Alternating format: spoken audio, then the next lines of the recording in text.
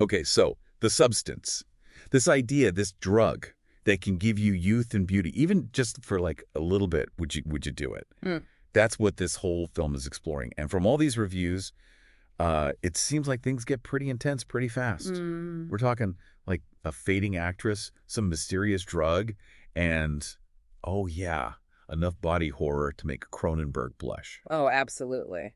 So are you ready to dive into this? Let's do it. I'm very interested. You know, what I find really fascinating about this is how it takes body horror Yeah. and uses it to explore these anxieties we have right now, like especially about aging, beauty standards. Like our culture is obsessed with youth. Right. And you've got Demi Moore, like, tackling this head on, right? Yes. As Elizabeth Sparkle. Yeah. She's an actress who's dealing with, let's just say, the not so glamorous side of aging in Hollywood. It's sadly like a tale as old as time, but the way the substance shows it, this whole like grotesque literal transformation. Well, that's where it gets really interesting. There's even a review I saw that called it, get this, auto-cannibalistic. Whoa. Like the younger version kind of consumes the older one, you know? Okay, that's a heavy metaphor. Yeah. What does that even look like on screen? Like, how do they show that? Okay, so picture this.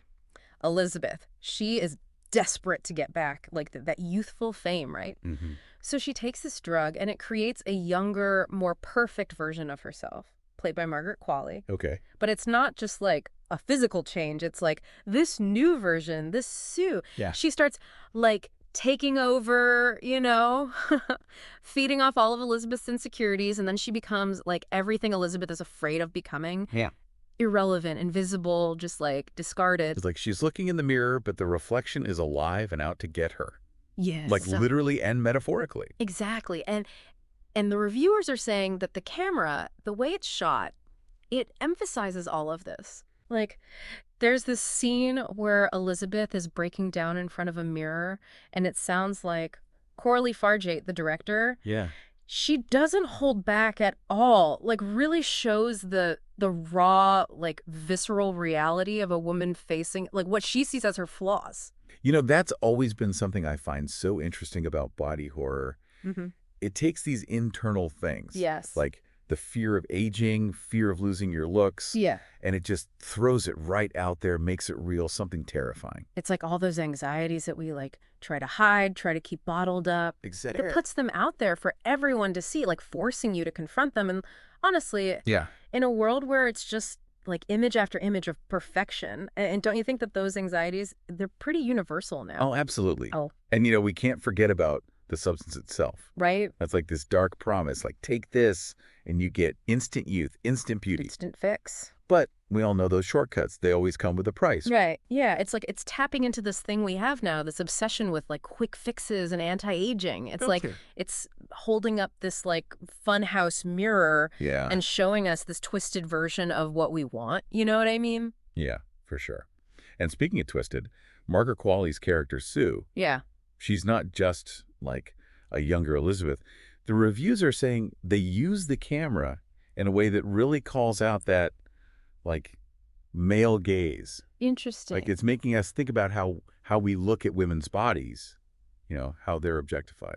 It's pretty bold using body horror, like that visual language to critique that very thing. Like there's a scene where the camera's on Sue's body and it sounds like it's almost like it's supposed to be like how Hollywood itself exploits and like, I don't know, packages women. It's supposed to be unsettling. So we're watching it, we're uncomfortable, but then the film is also like, why are you uncomfortable? Yeah. Is it just the body horror or is it us seeing these like societal norms, but like just thrown back in our faces? Right. And I think that's, you know, that extra layer, it makes it more than just a scary movie. And it doesn't sound like Coralie Fargate is like shying away from any of it, all the like the gory stuff. No, not at all. One of the reviews even said, this film will have you reaching for the sick bag, but at the same time, you'll be applauding its audacity. Yeah, like she's taking, I don't know, inspiration from people like Cronenberg, adding like this whole feminist perspective, you know? It is interesting. Everyone keeps comparing it back to Cronenberg. What do you think it is about her style that's making people say that? Well, from what I'm reading, it sounds like she's just willing to go there, you know, like she's pushing those boundaries and making people uncomfortable. But it's not just like shock value. It's like the grotesqueness. It has a point. It's trying to show us the darkness underneath everything, all that like perfect stuff. Okay, so we've got the body horror, the social commentary, a good bit of Cronenberg in there, Yeah. but this is Hollywood, right? Right. Can't forget the drama. Always drama. And this time, it's Dennis Quaid Oh, wow. as Harvey. Okay. He's like the ultimate villain. And one reviewer even said his performance is deliciously over the top, which I don't know with a film like this, is that good or bad? Right. I mean, this is Hollywood. It could be both, right? True. But it seems like he's like the epitome of that executive, just all about the money, doesn't even see the people, like the cost of it all. Yeah, and from the sounds of it, the ending throws a whole other wrench in things. Oh. The reviews used words like polarizing and puerile. Not exactly like glowing praise. Not really, no. But I feel like with this kind of film, leaving things open, that ambiguity, that can be powerful. Yeah, I see what you mean. Like, it makes you think, and it sounds like the substance leaves you with a lot of questions, which, I mean, when you've got a film dealing with this stuff.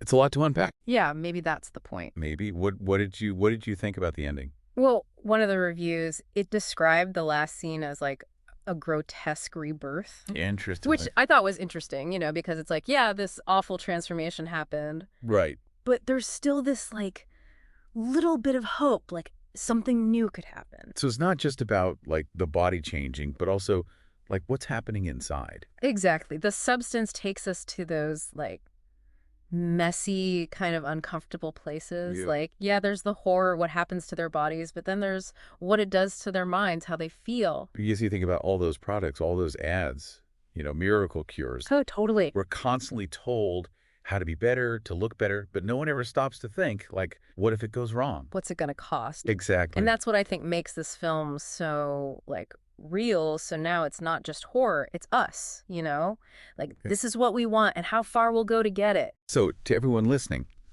the substance, it's not just something you watch. It's like an experience. Yeah, for sure. It's body horror. It's social commentary. There are some visuals in there that will stick with you. But it also makes you look at yourself like, what do we want and what choices will we make to get it? And hey, maybe, just maybe, next time you see that ad, the one that promises you the world, or you feel that pressure, to fit in, Yeah. maybe you'll think twice, because real change, the kind that matters, it has to come from inside,